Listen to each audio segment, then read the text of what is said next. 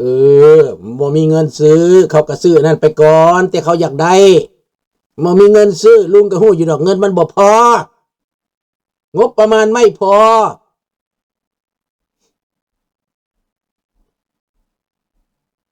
นี่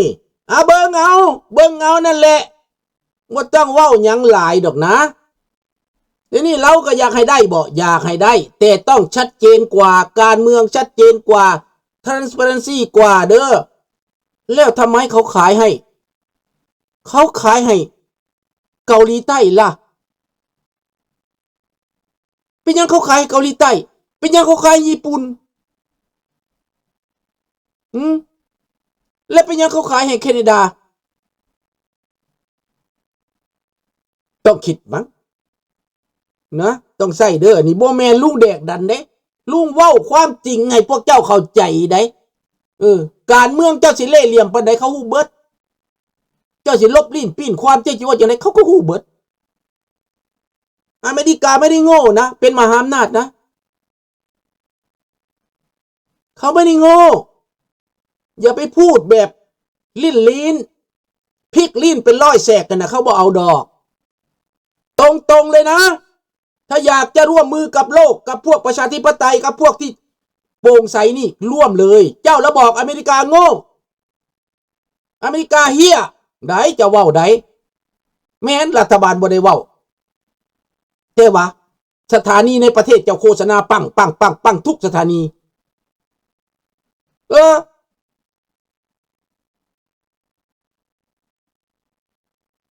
ดังนั้นพี่น้องเขาว่าบ่ได้เขาก็ฟัง AI เอา AI แปลทำกันแล้วตัวเขียนไม่คันบ่เสือเขียนเพลงลาวนี่นะป้อนเข้าไปแปลเป็นเพลงไทยให้ไหนมันก็แปลโลดเขียนเพลงลาวไปแปลอังกฤษมันก็แปลโลด ChatGPT มันง่าย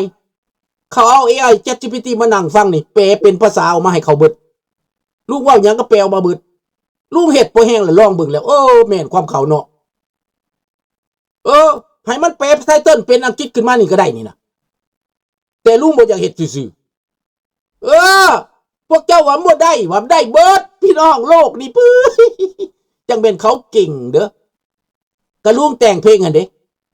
แต่งจากภาษาลาวมาเป็นไทยแปลงจากไทยเป็นอังกฤษแปลงจากอังกฤษเป็นฝรั่ง 4-5 ภาษาได้เบิดเอาภาษาหยังก็ได้เบิดเพลงอันนั้นตายโลกนี่มันคือบ่มีพรมแดนละไดมันบ่มีพรมแดนละไดดังนั้นพี่น้องประเทศไทยในตอนนี้แน่นอนในเมื่อเห็นอาวุธจีนเป็นแบบนั้นแล้วสิกล้าซื้อมาให้หยังล่ะเรือดำน้ำจีนที่ซื้อมาให้หยังล่ะ ลุงบ่ได้ต่อต้านเด้อลุงเว้าเด้อพวกนี้เขาคุยกันในระดับอินไซต์ที่มันเป็นข่าวแบบนี้แบบนั้นเขาให้เรางับข่าวให้เราสนใจในทางอื่นปั่นข่าวกันไปวงในเขาคุยกันอีกอย่างเมื่อทูตยังพูดไทยได้ CIA เต็มประเทศคืออะไรมากกันข่าวใช่ก็นั่นแหละเลยถ้ามันเป็นอย่างนั้นแล้วแปลว่ายังไงแหละเราคือพอเป็นอย่างนี้อยู่ล่ะเราคือคุมเครืออยู่แหละก็เบิ่งเอาแหละเอาคือคุมเครืออยู่แหละมันเป็นเพราะอะไรก็แปลว่าลุงก็แปลให้ฟังเลยเนาะแปลให้ฟังเลยเนาะแล้วถามว่าฟิลิปปินส์เขาอเมริกาอยู่นั่นนะเขาสบายใจบอกเขาสบายใจเกาหลีใต้ใครอเมริกาตั้งฐานทัพอยู่เขาสบายใจบอกเขาสบายใจญี่ปุ่นเขามีอเมริกาอยู่หันเขาดีใจสบายใจบอกสบายใจเขาทั้งได้เงินทั้งเศรษฐกิจทั้งการค้าทั้งเทคโนโลยีเขาได้เบิดไอ้ลาวนี่ชนะสงครามไอ้ลาวนี่ชนะจักรพรรดิทุกตู่เลยอุ้ยกองประชุมภาครัฐจะมันเก่งเด้อสลาดซองใสลัทธิทฤษฎีมาร์กเลนินลาวแดงตีจักรพรรดิชนะทุกโตน้อยโตใหญ่ชนะหมดชนะเด้ชนะจักรพรรดิลาวแดงชนะจักรพรรดิทุกโตได้พี่น้องมันโฆษณาส่วนเสือบ่อายปากอายคำเจริญมันว่าสลาดซองใส สมฤทธิ์เอ้ยมันว่ามันสลาดส่องใสอีกระเดะโคซกลาวแดงหั่นน่ะแล้วแบบนี้นะอเมริกาเขาฟังเขาสิบูหัวบ่อายบ่พี่สิบ่อายบ่เจ้าบ่อายเขาบ่เจ้าเว้าแบบนั้นหั่นน่ะคนสลาดนี่นะเขาบ่เป็นหนี้ได้เขาบ่เป็นหนี้ได้เขามีแต่มหาเศรษฐีในประเทศอเมริกาได้เจ้าคิดว่าเขาเป็นหนี้แม่นเจ้าบ่ฮู้จักคำเขามีเป็นหลายหมื่นต้นได้น้ำมันเขามีหลายหมื่นต้นในสำรองได้แผ่นดินเขานะยังหลวงหลายไปมากได้อาหารการกินเขาบืดบ่อยากได้อเมริกาเนี่ยเจ้าอยากกินหมูป่าบ่ยิ่งกินได้อเมริกาบ่กินหมูป่าเขาบ่กินเจ้าจะกินฟานบ่กินได้คนลาวนี่คือสิโว้ยน้ำลายเหือยย่อยๆที่คันมาเห็นน่ะลุงไปอเมริกานี่รถตำตายตามทางอันฟานนั่นเห็น 2-3 ตู่ยังดิ้นอยู่ดาวๆก็มีบ่มีไผเอาบ่มีไผกินกระหอกกระแตกระบ่อึดหมูป่ากระบึดไก่ป่ากระบึดไก่ง่วงแห้งหลายไก่ง่วงป่าได้นี่แถวนี้ฮัมเซอร์ลุงไปนะออกมาพึ่งปีกอยู่ตามทางบ่มีไผกินมันอเมริกามันอุดมสมบูรณ์นะครับอย่าไปดูถูกนะคนลาวที่ไม่รู้จักนั่นน่ะอเมริกามันเยอะเรื่องนี้นะเขาบ่กินเขาบืดบ่อยากนกหนูปูปีกเขาก็บ่กินนกเขานกคุมนกกระทาตามป่าตามดงบืดเขาบ่กินฟานเขายิงมาพวกกีฬาเขาไปยิงฟานมายิงแล้วเขามาถิ่มมาหันเขาก็ประกาศผู้ใดอยากได้ก็ไปเอาคนลาวก็ไปเอามาเฮ็ดหม่ำเอามาเฮ็ดซีนแห้งบ่เอิดประเทศอเมริกามันอุดมสมบูรณ์เด้อพี่น้องเด้อเจ้าสิว่ามันถูกบ่มันบ่ได้ถูกไดมันบืดบ่อยากได้หมูป่านี่ไว้เป็นพึ่งเป็นพืชแต่อยู่ไปเท็กซัสตีหมูป่านี่นะ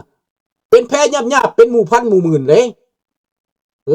กระหอกกระแตกระบืดตัวห้าวป้งแขนนี่กระหอกกระแตอยู่เมืองลาวบ่แม่นน้ำลายเหียพุ่นบ่พวกเจ้าอย่าสิขี้โม้อันลาวพวกเจ้าหั่นน่ะ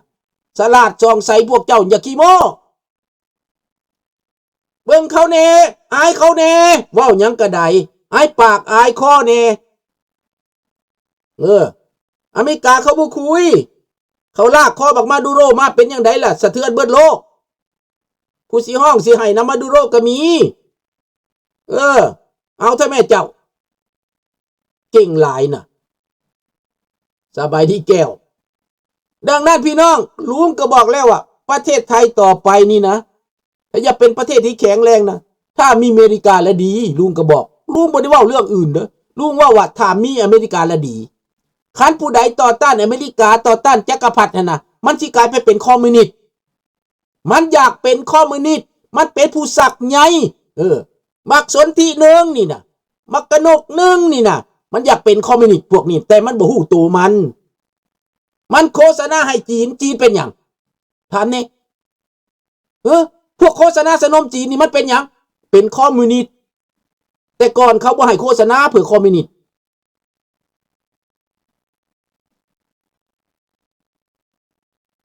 แม่นบ่ของกินเขาบ่อึดได้ของกินสัตว์ป่าบ่แม่นอาหารประเภทเขาบ่แม่นประเภทเขากินได้แต่เขากินอยู่บางอย่างลูกก็เห็นเขากินมีนกกันนะนกเฟอร์ซังอ่ะนะนกกันคนไล่ๆน่ะคนกินในนกกระทาใหญ่เขาก็กินได้เขากินได้แต่เขาจำกัดเป็ดเป็ดใหญ่นี่มูละหมื่นละแสนมันมานี่นะเดือน11ยังบ่เมื่อวางเดือนแล้วนี่ก็ยังบ่เมื่อมันมาแคนาดาอาหารมันหลายบ่อยากเมื่อหนาวแล้วก็ยังบ่อยากเมื่อบางโตบ่เมื่อเป็ดมูละล้านมูละแสนเป็นล้านตัวมันมาน่ะเดือน10เขาให้ยิงได้ผู้หนึ่ง5ตัวหนึ่ง10 โล7 โลตัวหนึ่งน้ำหนักบันเป็ดบินอยู่ท้องฟ้าน่ะลุงก็ว่าอยากไปยิงน้ำเขาเมียว่าอย่าไปฆ่าสัตว์ตัดชีวิตได้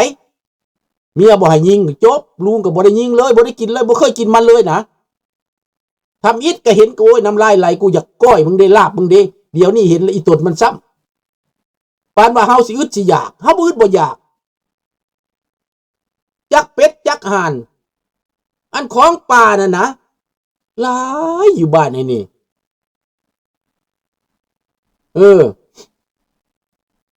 บักคิมมันสิตายคือกันมันย่านมันเอาอำนาจสิมอบให้ลูกมันแล้วบักคิมนั่น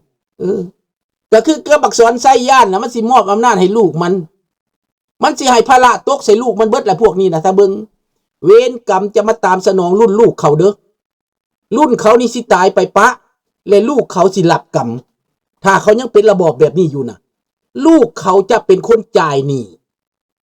ลูกเขาจะเป็นหลานเขาเลนเขาลูกเขาจะจ่ายหนี้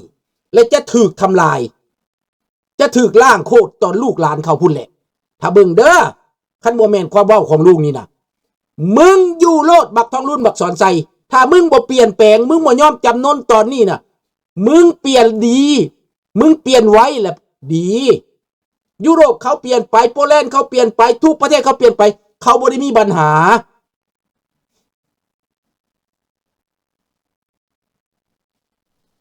ความจริงเป็นความจริงทุกอย่างอันนี้นะ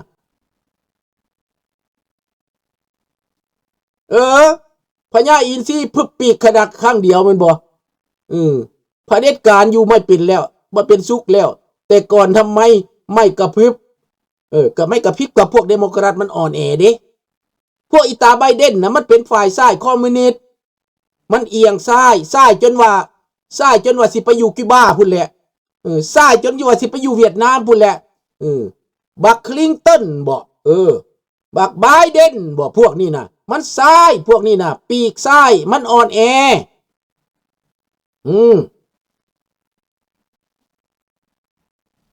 ส่งทูตไปอยู่ลาวเขาเอาผู้หญิงมาให้มิดจัดหลายทูตไปอยู่ลาว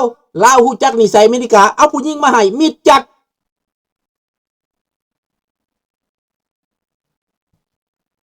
เรื่องสิทธิมนุษย์เรื่องเป็นปากเป็นเสียงเรื่องความยุติธรรมบ่มีเลย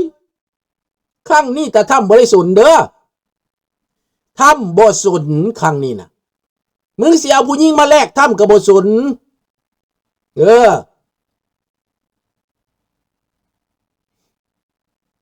ถูกต้องเขาขึ้นบัญชีไว้หนังหมาแล้วพวกนี้นะ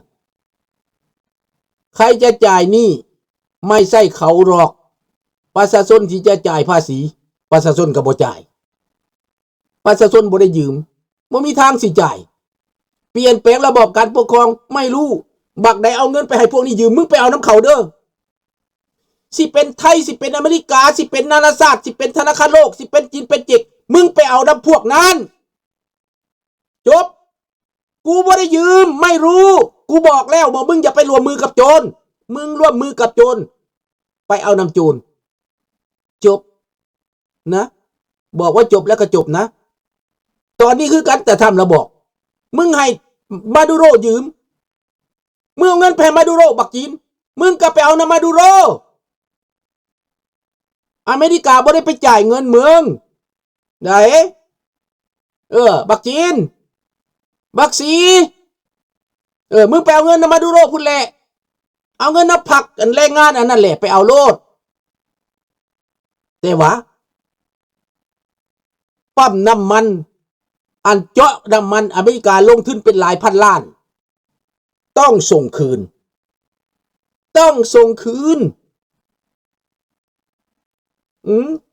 ระบบของแก้วอันระบบคู่มือนี่นะผักลัดสลัดจองใสมานี่นะแก้วกินหัวคนเราสิบ่ให้มันโม่มันสลัดไหนมันตัวคนเรามา50 ปีแหละ70 ปีแล้วมันตัวมาน่ะมันเอาแก้วมาขี่หัวคนเราบ่ปากมันก็ว่ามันสลัดแล้วมันตัวใดแม่นอันตัวนี้แม่นเด้อลาวนอกก็ยังโง่บางคนน่ะหลายคนบักหลายโตอยู่ในเมืองฝรั่งเศสอยู่ในอเมริกากับบางคนหลายโตในอเมริกาก็มี 4-5 โตในฝรั่งเศสก็มีหลายโตบักคำปอกคำพันบักสมาคมมันสัมพันธ์ชาวลาวก็อันนั้นก็โตหนึ่งเตรียมไว้ตีนยำโลดมือหน้าน่ะบ่ได้เว้าหลายเรื่องตีนยำมาโลดบักนี่น่ะบ่ต้องเอาเรื่องบ่ต้องหลายเรื่องเจออยู่ใส่ตีนนำโลดบ่ต้องเป็นเสี่ยวแม่นเฮยยังเบิด